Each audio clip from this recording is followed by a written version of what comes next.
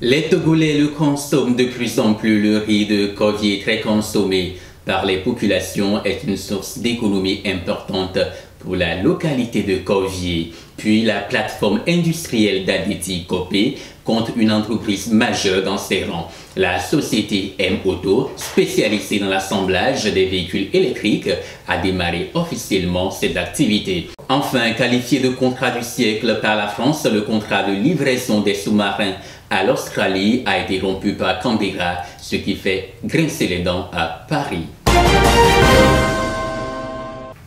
Voilà pour le sommaire de votre journal de l'économie. Bonjour et bienvenue à tous.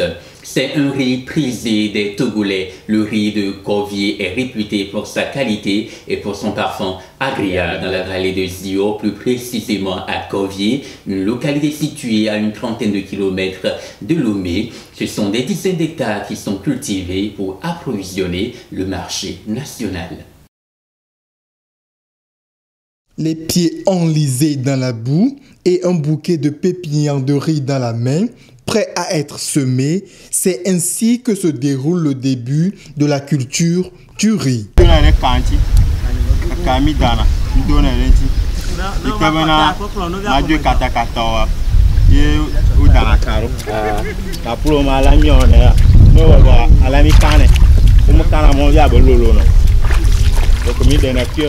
Trois voire 4 mois après, le résultat est impressionnant. Ici à Corvier, dans la vallée de Sion, c'est des dizaines d'hectares qui sont consacrés à la culture de riz. Un riz apprécié sur le marché de la consommation locale et qui fait la réputation de la localité.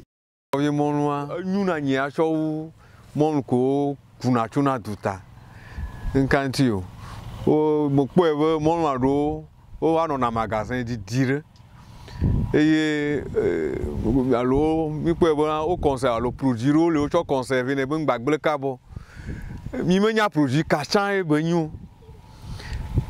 mi o mi atoya mi de choix bla mi si déjà de coachis aller au quoi il mo utiliser de canot va flia o nya benyu naturel. La croissance du riz nécessite en effet de fortes chaleurs et de grandes quantités d'eau. Le riz mature, reconnaissable par sa couleur dorée, est récolté. Pour récupérer les épis de riz, les riziculteurs procèdent au battage des plants. Un travail judicieusement accompli et qui exige un supplément d'effort physique.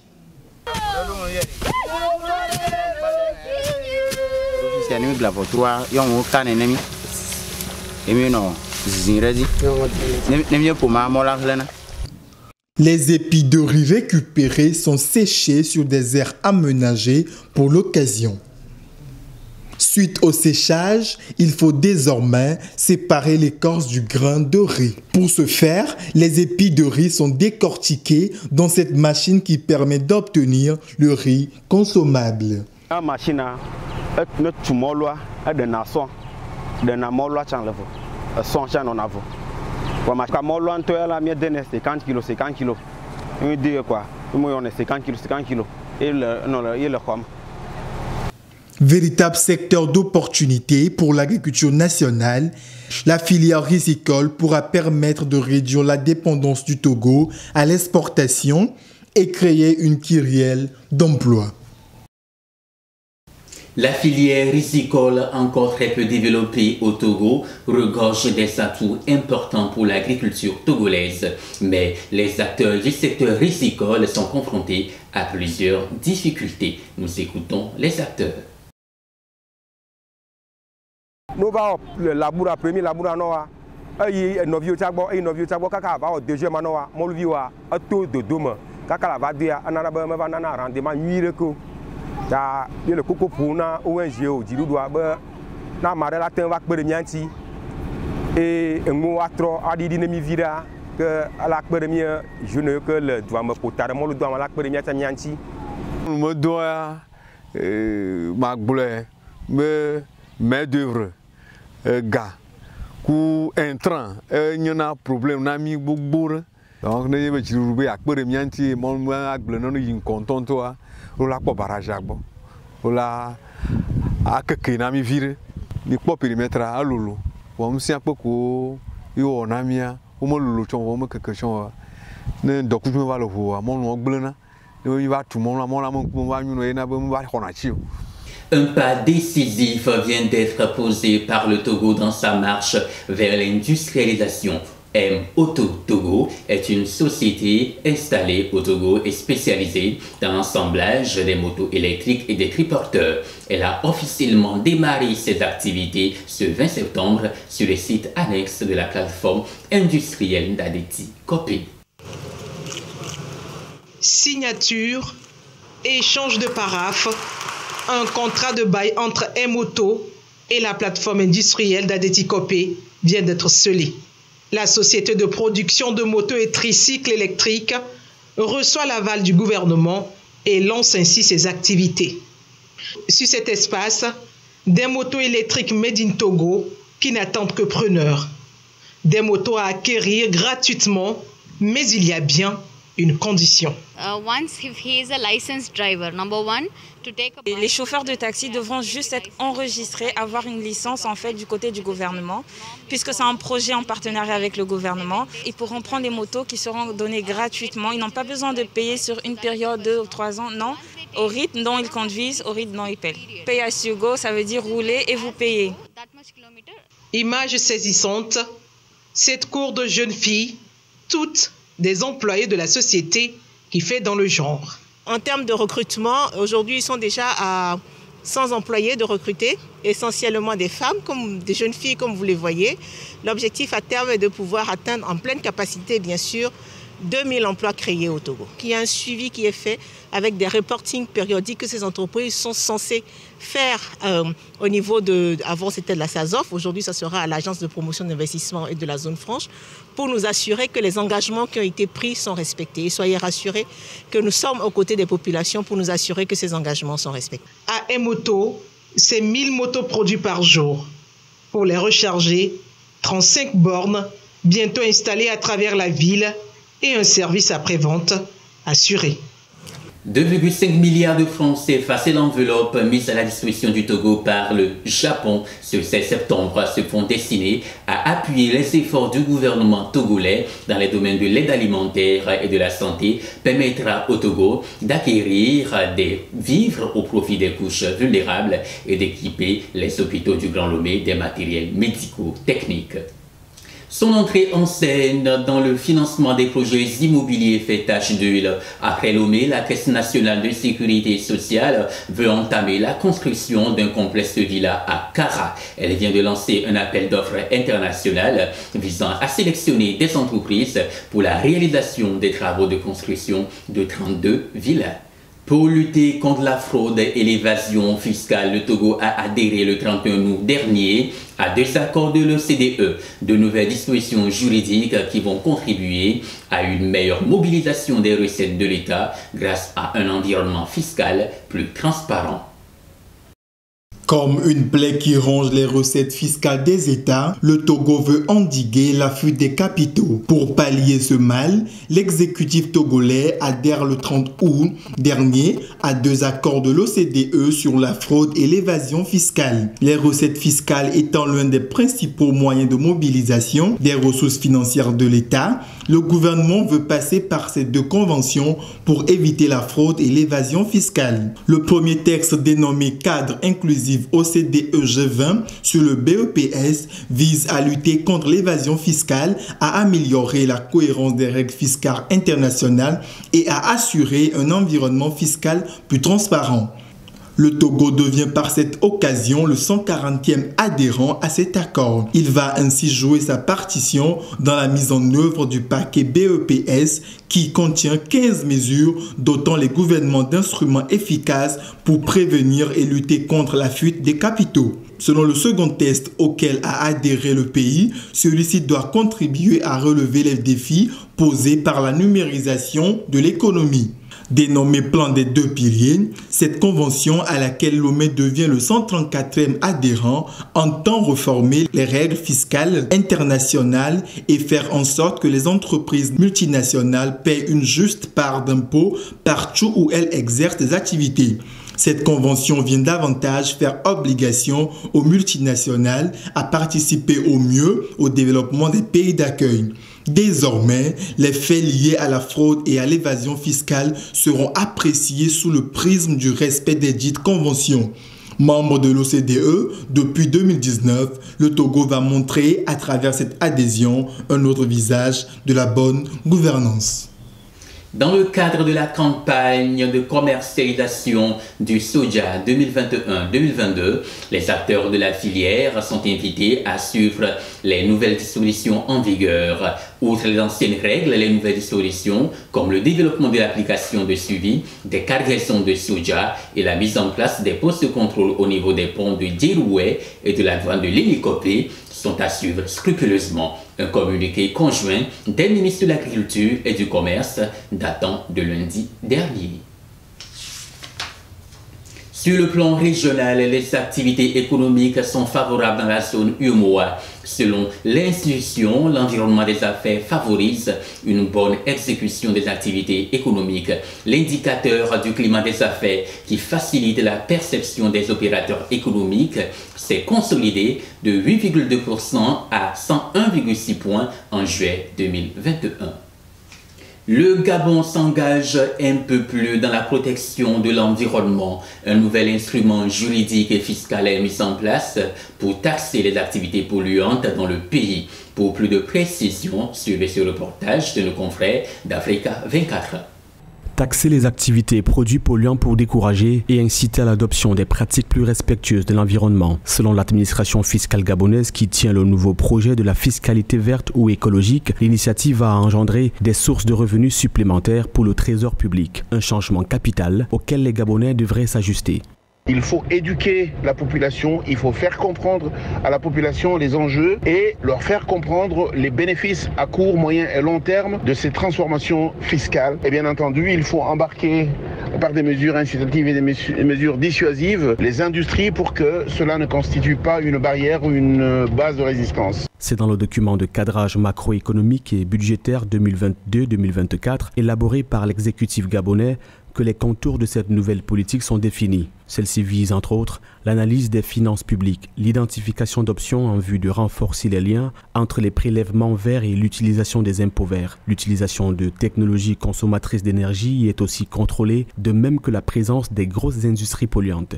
C'est excellent qu'un pays comme le Gabon se dote d'un arsenal juridique et fiscal intelligent, pro-climat. Il est absolument sûr que les pays qui ne se doteront pas de capacité à pouvoir engager la transition écologique et énergétique se retrouveront dans des sérieuses difficultés parce que le monde entier est en train de connaître une migration. Et ne pas le faire va correspondre à pouvoir subir les affres de ces changements non préparés. Niché dans le bassin du Congo, le Gabon, deuxième poumon vert de la planète, n'entend donc pas du tout compromettre son immense richesse. Face aux objectifs du développement durable fixés par les Nations Unies, la budgétisation verte prônée prend tout son sens. Bien ficelée, elle permettra au Gabon de réduire de 50% ses émissions de gaz à effet de serre d'ici 2025 et de préserver considérablement ses forêts tropicales. Le PIB mondial devrait croître de 5,3% en 2021 selon la conférence des Nations Unies sur le commerce et le développement. Dans l'édition 2021 de son rapport sur le commerce et le développement publié le 15 septembre dernier, la CNUSED a confirmé à la suite des institutions comme le Fonds monétaire international et la Banque mondiale que l'économie mondiale devrait rebondir cette année après la grande récession de l'année précédente. Réputé pour ses classements en matière d'indices de facilité de faire des affaires dans le monde, le rapport Doing Business est définitivement arrêté par la Banque mondiale. Selon l'institution de Bretton Woods, la décision est prise à la suite des conclusions des audits diligentés après des irrégularités relevées dans les éditions 2018 et 2019 de ce prestigieux rapport baromètre de l'environnement des affaires dans le monde. Le groupe de la Banque mondiale ne fournira plus le rapport Doing Business qui mesure la réglementation des affaires dans 190 pays. Cela a été confirmé dans un document rendu public par l'institution financière le 16 septembre 2021. Une décision qui est consécutive à la suspension en 2020 du dit rapport afin d'examiner des irrégularités dans les données.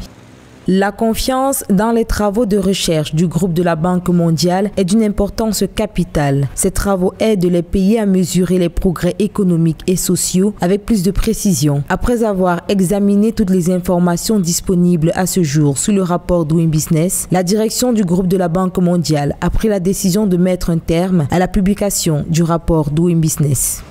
En juin 2020, des irrégularités avaient été signalées dans les données des rapports Doing Business de 2018 et 2020, lesquels ont été influencés par des puissances économiques. La décision de l'institution de Bretton Woods aura certainement des répercussions sur le continent. Ces indicateurs étaient très pris en compte par les États africains. Si aujourd'hui les rapports ne sont plus connus, divulgués, l'inquiétude qu'on peut avoir, c'est que ça pourrait laisser certains pays africains continuer à baigner dans la léthargie. Ça va créer un ralentissement des actifs en provenance des bailleurs de fonds et de certaines institutions privées qui voudraient investir dans les pays africains. Ce sera un peu un problème de non-respect de la réglementation en matière des affaires. Vous savez, le cadre réglementaire des affaires doit être flexible. Et lorsque le cadre réglementaire des affaires n'est pas flexible, vous ne permettez pas à certains pays d'avoir accès à votre pays. On va assister comme ça à certains pays qui vont durcir davantage la réglementation, des pays qui vont rendre la réglementation en matière des affaires rigides. Parce que quand les rapports étaient produits, ça permettait à ces pays d'être un peu compétitifs, de voir à quel niveau ils sont et d'améliorer un peu l'accès aux affaires. Le rapport Doing Business, publié annuellement par la Banque mondiale, classait les pays en fonction de la facilité à y développer des affaires, des pays au climat d'affaires les plus ouverts et dynamiques. Désormais, le groupe de la Banque mondiale indique qu'il travaillera sur une nouvelle approche pour évaluer cet aspect économique clé ainsi que l'investissement. Rappelons que cette évaluation est parue pour la première fois en 2003. 50 milliards de dollars australiens, soit environ 31 milliards d'euros. C'est le coût global du contrat signé entre l'industriel français Naval Group et l'Australie portant sur la livraison des sous-marins. Mais l'annonce d'un contrat de sécurité entre l'Australie et les États-Unis ce 15 septembre provoque un remous et fera l'objet de débats lors du présent sommet des Nations Unies à New York. C'était une victoire pour la France. Le contrat du siècle, signé avec l'Australie. Une commande record, 12 sous-marins pour un montant de 56 milliards d'euros. Mais aujourd'hui, coup de théâtre, l'Australie ne veut plus honorer le contrat. À Cherbourg, sur le site de Naval Group, 500 personnes travaillaient déjà sur le projet. Ce matin, les syndicats sont dans l'incompréhension. Ce que je sais, c'est que derrière, il y a des emplois de concernés. Les premiers à payer, malheureusement, sans être devin, je pense que ce sera les plus précaires. Une décision qui tourne à la crise diplomatique. Jean-Yves Le Drian, qui avait à l'époque signé le contrat, exige aujourd'hui des explications et ne cache pas sa colère. D'abord, c'est vraiment en bon français un coup dans le dos. Nous avions établi avec l'Australie une relation de confiance. Cette confiance est trahie. Et je suis aujourd'hui en colère, avec beaucoup d'amertume sur cette rupture. Ce qui me préoccupe aussi dans tout cela, c'est finalement aussi le comportement américain. Vous en voulez aux Américains ? Parce que cette décision unilatérale, brutale, imprévisible, ça ressemble beaucoup à ce que faisait M. Trump. Critique frontale de Joe Biden, car derrière la volte-face australienne, il y a les États-Unis et le président américain qui propose à Canberra et Londres un accord stratégique de défense. Au lieu des sous-marins à propulsion français, ce sera de la propulsion nucléaire made in USA, un partage exceptionnel de technologie avec l'Australie. Une stratégie à 3 joueurs qui inclut Londres et qui permet à Joe Biden de renforcer l'influence américaine dans la région. Aujourd'hui, nous franchissons une étape historique pour approfondir et formaliser la coopération entre nos 3 nations, car nous reconnaissons tous qu'il est impératif d'assurer la paix et la stabilité à long terme dans la région Indo-Pacifique. Parce que l'avenir de chacune de nos nations et même du monde dépend d'un Indo-Pacifique libre et ouvert. Le Royaume-Uni, l'Australie et les États-Unis sont en train de créer un nouveau partenariat de défense trilatéral. dans le but de travailler main dans la main pour préserver la sécurité et la stabilité dans la région Indo-Pacifique. Nous ouvrons un nouveau chapitre de notre amitié. De son côté, le Premier ministre australien tente d'éviter un conflit ouvert avec ses alliés français.